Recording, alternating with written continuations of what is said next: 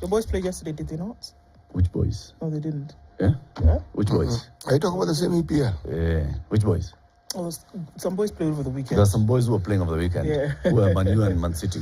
That was the one that starts the season, right? What cup is it called again? It's called the Community Shield. Community Shield. Yes. So that happened. City won. Now we are starting. As we begin, the table right now, the way it looks right now, Arsenal is the top. Arsenal is top of the table. Really? It's going to stay like that until the end of the season. I thought it's a new season. Yeah. Yes. See, the new season starts with all the So you teams start with listed. with marks.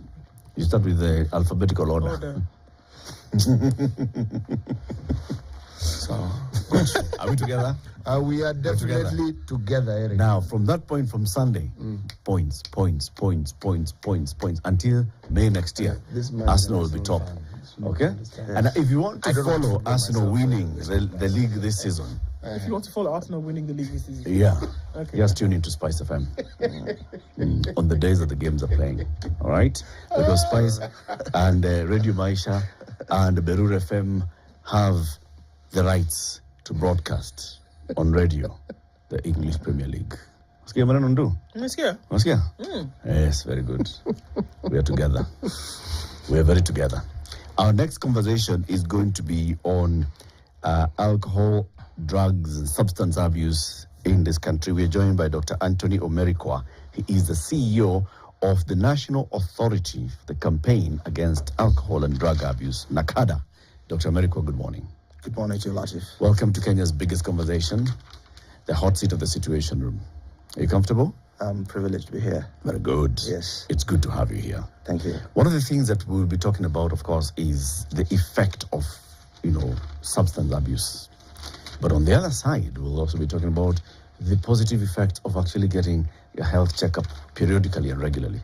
City says once you clock 40, do twice a year. Below 40, you can do once a year. But at least everybody, you must do a regular health checkup. Why, City? Well, that's what the Crown University Hospital is telling you. And they're saying, look, they can make this possible. In any of their many outlets, they're saying if you cobble up the sum of 9,950 Kenya shillings, you will then be able to get a fairly comprehensive checkup. That of checkup, those of you who know vehicles, have vehicles, you check ball joint, what we Kenyans know as shock absorber, where they look at, in this case, they look at your eye socket, they're looking at your neck, looking at everything that could possibly go wrong. Okay, open your mouth, the head, move your tongue, that sort of thing. At the end of the day, Move your tongue. yes, stick it out so thank that you. people can see. They Much look, better. touch inside your throat. Okay, throat seems okay. Now, that checkup will do something for you. It'll give you a clear indication of what your health status is. If something isn't quite right, you will be told. Now, this is a precursor and a prevention to those moments when you say so-and-so was well, and suddenly they collapse. That suddenly means there was something resident in you building, boiling, you didn't know about it, and then it bursted the banks and it came out and manifested. You, hospital, HDU, ICU. That can be avoided. A stitch in time saves 9. Indeed. Yeah, so if you go for that checkup, all you're doing is giving yourself a breather so that you can tackle something that may be wrong early. When it's tackled early, it will be taken care of, and you will be well. Very good. Very good. 9,950. Kenya shillings. If you don't have it all at once, save it in bits, and then go. Okay. So, Daktari, City will also give you the day's proverb. Every week, he goes to an African country, brings proverbs from that country. The last 3 weeks, this being the third, he has been in landlocked countries of Africa. We've been asking people to tell us a landlocked country in Africa. So, don't say Uganda, don't say Sudan, don't say Rwanda. Those have been said. Which other one? Zambia. We're going to find your homework. I repeat geography. He was studying geography. He passed his geography. Very well. Yes. Very well. Unlike some people who happily tell you, landlocked, South Africa, you realize, okay. Quisha. Yeah, this person didn't quite do geography very well, but at least it's a country in Africa. At least even Stanley Livondo knows Zambia is landlocked. And he also knows they have a military hospital. He built it after all. Yes. Touché. Okay. The proverb. This is one of the richest countries on the planet in terms of natural mineral wealth, and it's one of the poorest. If you're looking at poverty as the number 1 poorest, number 2 poorest, them, number 3 poorest. In the world. World. And they say it is one of the worst countries for young people to live in. The Human Development Index said this country here, if you're young, you have a problem. Anyway, why don't we look at the proverb? Or the country. For the country. You still haven't said the country. The country is called Central African Republic. Most countries are called Kenya. Then you say the Republic of Kenya. This one, they didn't wait for you. They told you themselves. The Central African Republic. Yes. If you show off your strength, battle will find you. If you show off your strength, battle will find you. What's your interpretation of this?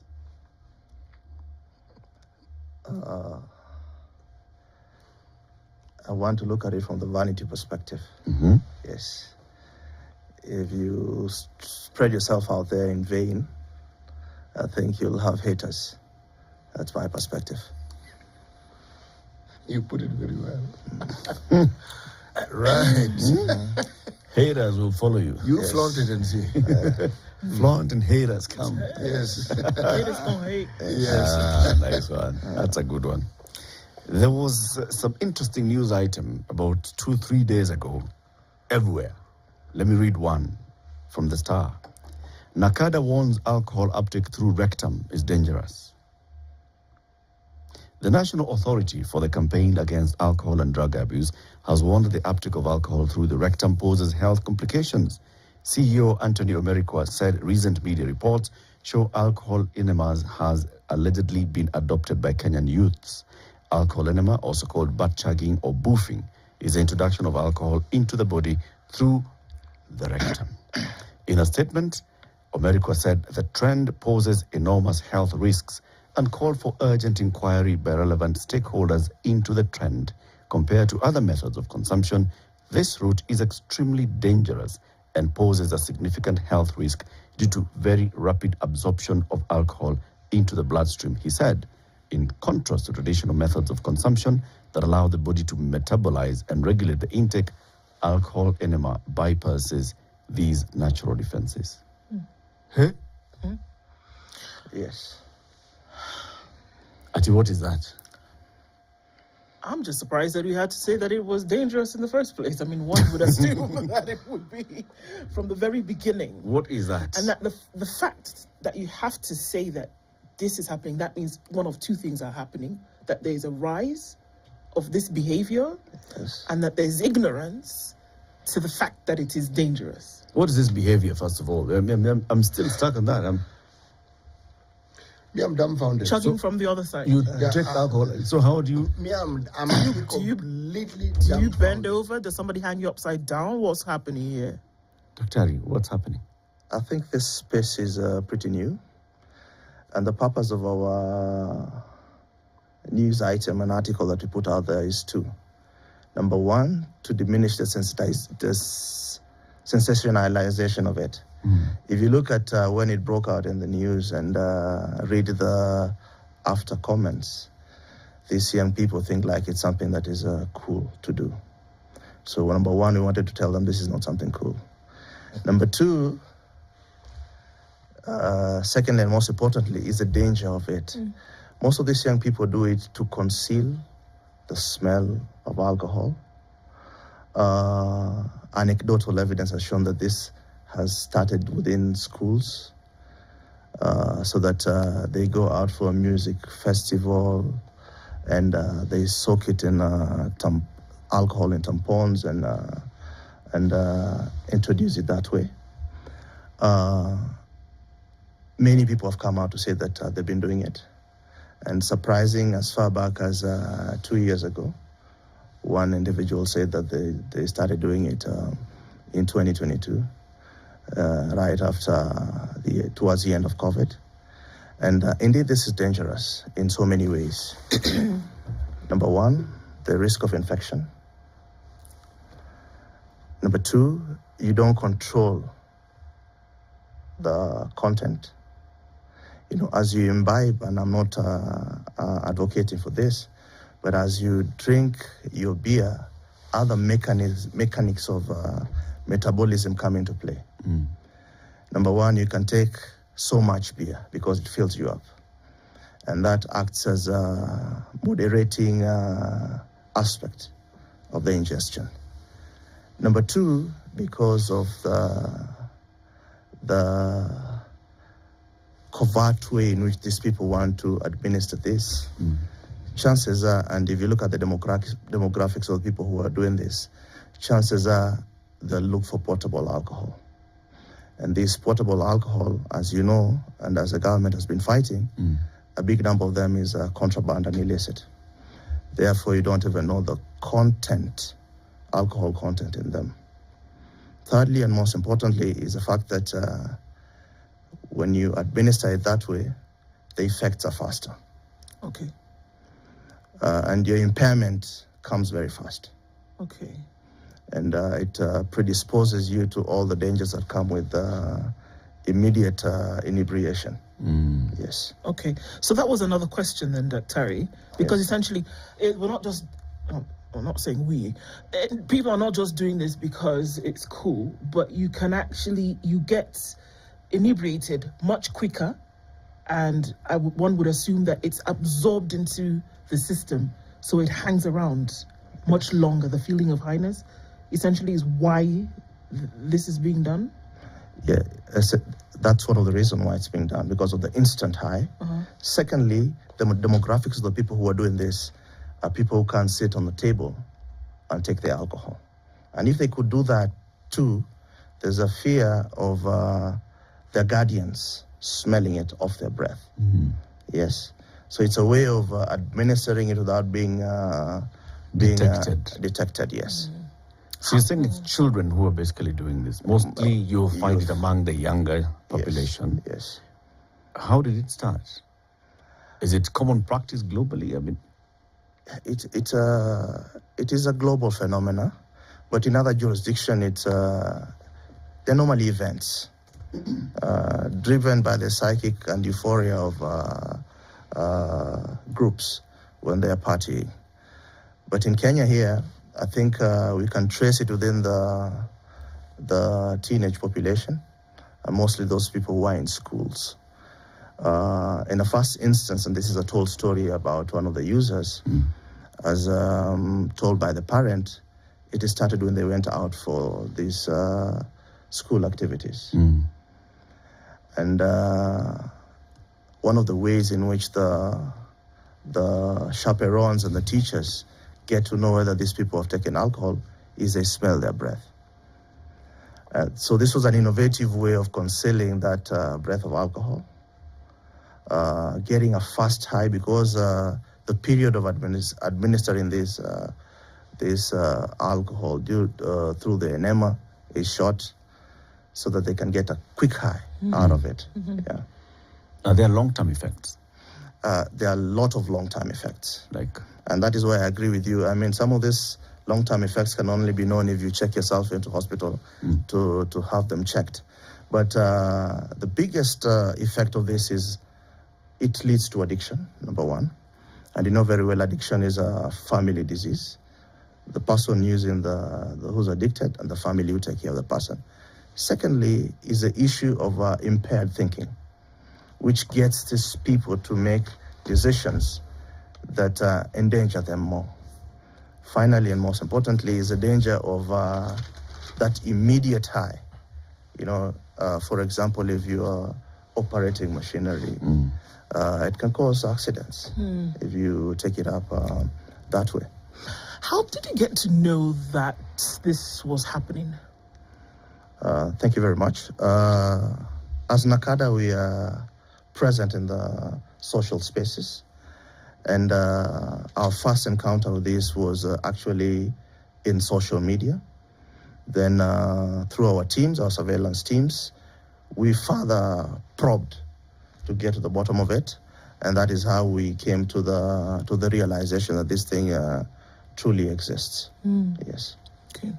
So usually, like you said, it would be an event. There would be a concert, something, and that is when it would happen. But obviously, if it's become a worry point here, then you have more folks who are doing it where? From the comfort of their homes, continuing with this, because again, if you're at that age demographic, you're not going to be comfortable with your parents, guardians, knowing that you are, ingesting alcohol.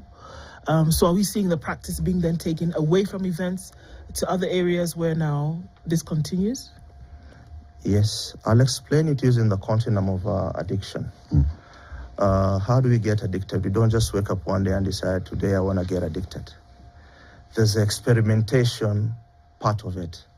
And what causes addiction is a desire to relive that moment that you encountered when you took your first drink. And the induction spaces are these events. But what happens after the event? You just want to get the same high that you got when you tried it the first time. So it moves from that party environment to the comfort of your room. Yes. You know what is of interest is, as you're speaking, I was actually looking up something, and the thing that I came across was why the rectum is a problem. You see, the rectum and the colon are full of blood vessels. And the thing about alcohol and why it affects you, that it gets into your bloodstream. Yes. But when you ingest it traditionally, what happens is you give other parts of your body the opportunity to do the work they do. Like the liver breaks it down. So the effect is slowed down. But when it's injected directly into your bloodstream, it's fast. And the effects last longer and they're much, much speedier. And the damage, the mitigating circumstances that other part of your body would ordinarily have doesn't exist. But this comes to me with this question. The experimentation bit, I understand. Peer pressure and people doing something because others are doing it, I also understand. What I don't understand is that if there is a willingness to experiment with something that is absolutely unconventional, what else are our young people experimenting with? Because this drug is called alcohol. There are other drugs which are not called alcohol, and from what we read have far greater consequences. The aftermath is horrendous. The effects are almost irreversible. This landscape that we've now entered, how vast is this and how dangerous is it? To tell you the truth is, it's very dangerous. And as the government pronounced itself to this, I think alcohol and drug abuse is a third threat to the survival of this country.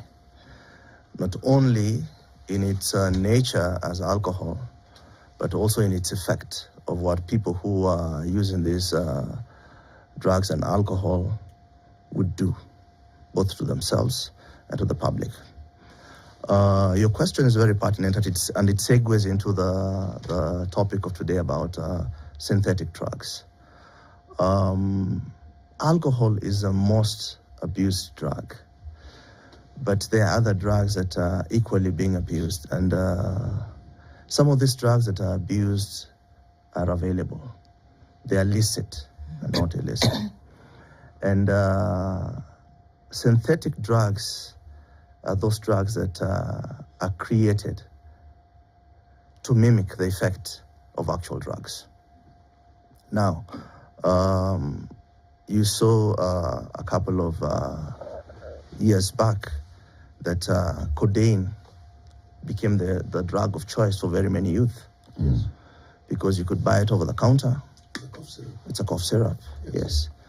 So within this universe of drugs, there are a couple of things that will determine which drug gets abused. First of all, is its geography. If you look at prevalence of alcohol and drug abuse, you find that the leading areas that use illicit drugs is Western Kenya. But that has a cultural component to it, because busa is normally a drink that is culturally made. Yes. If you go to a different part of the community and different social classes, you find that in the urban areas, the youth would prefer to use cocaine because it's accessible. They'll go for portable alcohol because they can buy it and conceal it. The government has put in place a very formidable strategy to suppress the supply of drugs within the country. The known drugs, the cocaine, the heroin. And because of this, there's a high proliferation of this synthetic form of drugs. And one of the natural drugs that has become very common is cannabis, that is used. Now, why do people go for these drugs? Like I said earlier, once you get inducted to it, there's that feeling that you get that you'll always want to catch up with. And in the process, you get addicted to these substances. And peer pressure is one of the key pull factors in this space. Secondly, the stress levels. And I'm not excusing that this is a solution to relieving stress, but people are pushed into this drug addiction and drug use because of life stresses. And that is why the psychosocial support is very important at the formative ages of these young people, despite the fact that some of these drugs are abused by even the older people. Yes. Let's take a break. This conversation continues shortly. Today we are discussing the emerging threats of synthetic drug use and abuse in this country. And we're joined by the CEO of NACADA, Dr. Antonio Merikwa, to discuss this. First, we'll need to understand what are these synthetic drugs. So how are they available to people? What's the government doing to curtail their availability? And what are the effects that people should avoid using them? 29 minutes after 7, keep it here.